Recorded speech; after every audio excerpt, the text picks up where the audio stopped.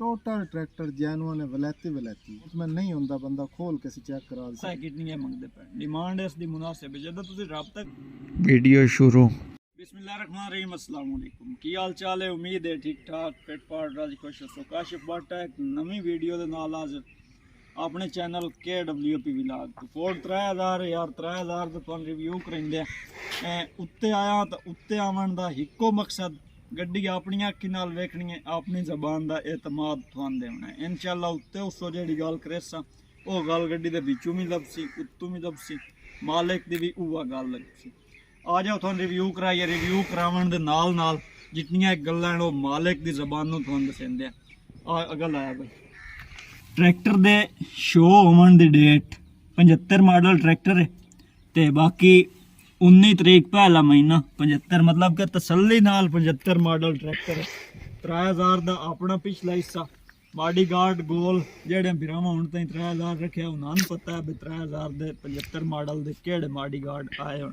पिछले टायर थोड़ियां अपनी अक्की दसा ने, जिवें कि अगे आंदा भाई आने नहीं तुसीं आप तो कहंदे हो, आपे वेख लो भाई कितने हैंड एक्सल निक्कियां गड्डियां दे अगे वलैती हुंदे ने। रिम दी हालत दिखा, रिम दिखाना चाह रहे, रिम साफ खलोता है, त्रोट बाज का ही नहीं, अपने रंग च खलोता है।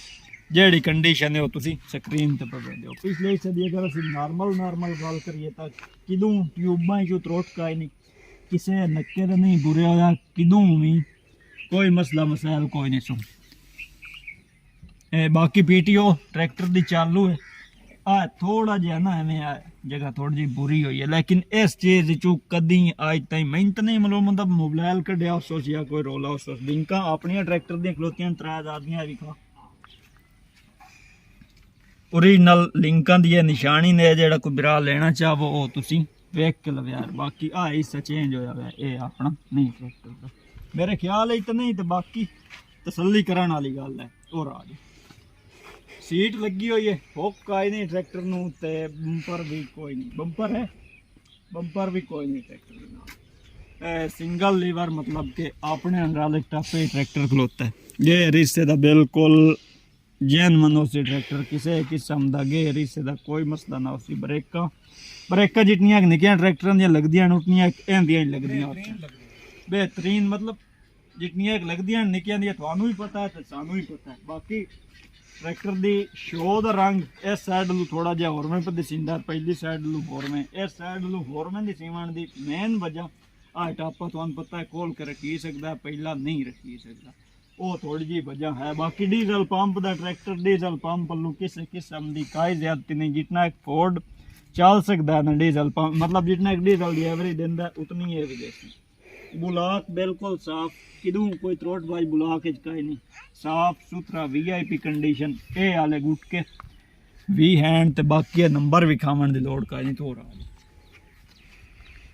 फ्रंट जाली 3600 दी है, 3000 दी अपनी नहीं, थोड़ी बाहर निकली खलोती है, लेकिन कोड़ कजिया खलोता जेड़ा कोड़ दे सिमना ना वो कोई नहीं करी सींदा।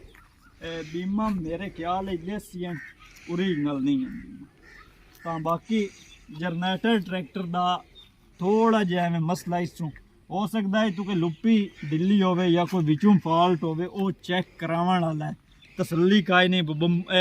इनकी रोला 1000 लग जाए, 500 लग जाए, 200 लग जाए, 300 इो कुछ इस खर्चा होना। निक्की गड्डी का एडा सारा तो सारा इस की लगना। अगर लाया है सैडल बुलाक भी का T4 का ओरिजिनल बुलाक 3000 का, मतलब कि बुलाक चेंज कोई नहीं होया। ते बाकी सारा भी साफ सुथरा है, मेरी जबान के मुताबिक साफ है, मालिक भी साफ है। अपना पुरजा खलोता है, अक्सर दा चेंज होया होंदा है, इनका चेंज कोई नहीं। हाइड्रोलिक पंप जेहड़े देंदे हो बिल्कुल अपना जैनवन है।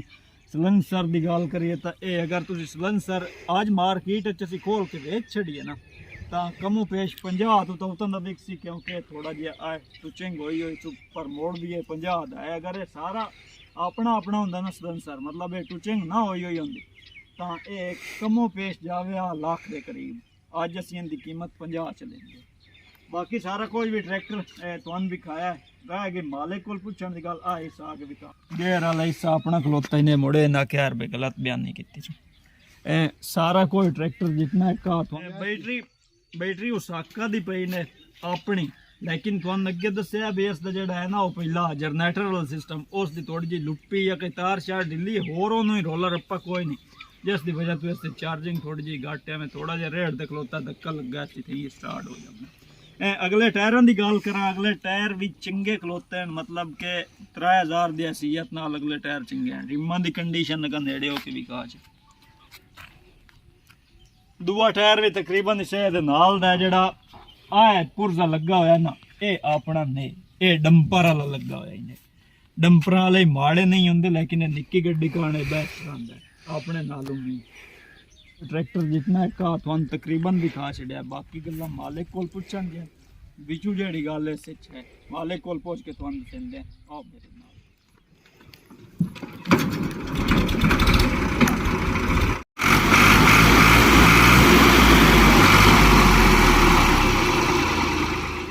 ਤੁਹਾਡੇ ਕੋਲ ਪੁੱਛੀਆਂ ਪੁੱਛੋ। ਟਰੈਕਟਰ ਤੁਸੀਂ ਰੱਖਿਆ ਹੋਇਆ ਮਾਸ਼ਾਅੱਲਾ, ਟਰੈਕਟਰ ਜਿੱਥੋਂ ਤਾਈਂ ਜਿਵੇਂ ਦਾ ਐਵੇਂ ਮੈਂ ਵਿਖਾਇਆ ਹੈ ਤੇ ਉਮੀਦ ਕਰੇ ਸਭ ਜਿਵੇਂ ਵਿੱਚ ਉਹ ਸੀ ਤੁਸੀਂ ਵੀ ਐਵੇਂ ਦੱਸੇ। ਬਿਲਕੁਲ ਮੈਂ ਮੁਖਤਸਰ ਜਿਹਾ ਆਪਣਾ ਤਾਰਫ ਕਰਾਇਓ, ਕਿਹੜੀ ਜਗ੍ਹਾ ਹੈ ਤੇ ਕੀ ਨਾਮ ਹੈ? गुलाम अब्बास मेरा नाम है। चेक गुलाम अब्बास मेरा नाम है, सन ऑफ मोहम्मद यकूब मौजा ठट्टा फतेह। ट्रैक्टर ਦੀ ਜਿਹੜੀ ਲੋਕੇਸ਼ਨ ਹੈ ਉਹ ਅਗਰ ਆ ਵੀ ਇਹਨੂੰ ਬਾਣੇ ਲੋ ਪੰਪ ਵਾਜਦ ਅਲੀ ਸ਼ਾਹ ਦੇ ਨਾਲ ਸਾਡੀ ਆਬਾਦੀ ਜੈਤੋ ਵਾਲਾ ਉੱਥੇ ਖਲਾ ਹੈ। ਬਾਕੀ ਮਕੈਨੀਕਲ ਗੱਲ ਕਰੀਏ ਤਾਂ ਇੰਜਣ ਇਹਦਾ 10x10 ਹੈ। ਅੱਗੂ ਰੱਖ ਕੇ ਪਿੱਛੂ ਤਾਈਂ ਟੋਟਲ ਟਰੈਕਟਰ ਜੈਨੂਅਨ ਹੈ, ਵਲੈਤੀ ਵਿੱਚੋਂ ਵੀ ਸਾਰਾ ਗੇਅਰ ਹਿੱਸਾ ਬਿਲਕੁਲ ਫਿਟ, ਹਾਈਡ੍ਰੋਲਿਕ ਬਿਲकुल ਫਿਟ। ਅਗਰ ਕੋਈ ਬਿਰਾ ਕੇ ਵੇਸੰਦਾ ਕ੍ਰੈਂਕ ਵੇਖਣੀ ਹੈ ਬਲਾਕ ਤੋਂ ਉੱਪਰ ਸਿੰਦਾ ਵਿੱਚੋਂ ਹੀ ਐਵੇਂ ਹੀ ਹੋਣਾ, ਬਾਕੀ ਕੜਾ ਪੀਨੀਅਨ ਸਕੋਲ ਕੇ ਵੇਖ ਹਰ ਚੀਜ਼ ਦੀ ਗਾਰੰਟੀ ਹੈ। ਬਲਾਕ ਜੈਨੂਅਨ ਦਾਗ ਨਾ ਹੋਸੀ, ਗੇਅਰ ਦਾ ਕੋਈ ਆਵਾਜ਼ ਨਾ ਹੋਸੀ, ਹਾਂਡਾ ਨੱਕਾ ਸਾਫ਼ ਹੋਸੀ। ਬੇਸ਼ੱਕ ਜਿਹੜਾ ਮੁਤਮਨ ਨਹੀਂ ਹੁੰਦਾ ਬੰਦਾ ਖੋਲ ਕੇ ਚੈੱਕ ਕਰਾ ਦੇ ਆਪਣੇ ਖਰਚੇ ਤੇ।